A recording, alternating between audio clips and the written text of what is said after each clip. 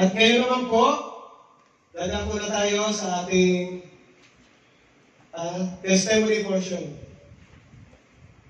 Yun nga po, yung purpose ng ating pagbibigay testimony ay to encourage one another, and it is an effective way para patuloy tayong mag-trust kay Lord. Sabi niya nga sa kanyang salita, sa Psalm chapter 22, verse 22, I will praise you to all my brothers. I will stand up before the congregation and testify of the wonderful things you have done. Yun, tinatawagan ko na po ang mga pinagpala ni Lord sa araw na ito. Praise God. Ating kapatid na si Kuya Jeffrey Sarda. Hallelujah. Glory to God.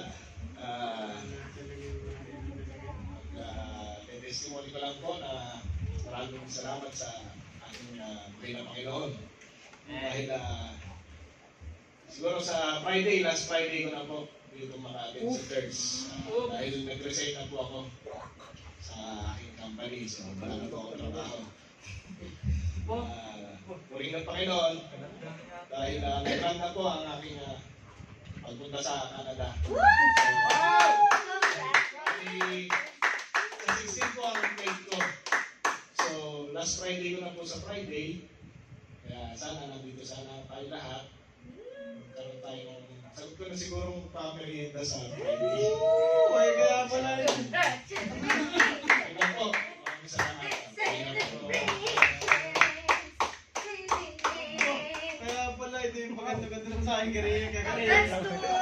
Praise God. At yun, may minsan ako nasa Canada. tunay na napakabuti ni Lord. Ayan ang design ng puso ng ating kapatid na si Kuya Jeffrey Sarda. Nakakalungkot man. Pero siyempre, yan ang plano ni Lord. Ang lahat naman sa atin ay si Lord ang nakakalam.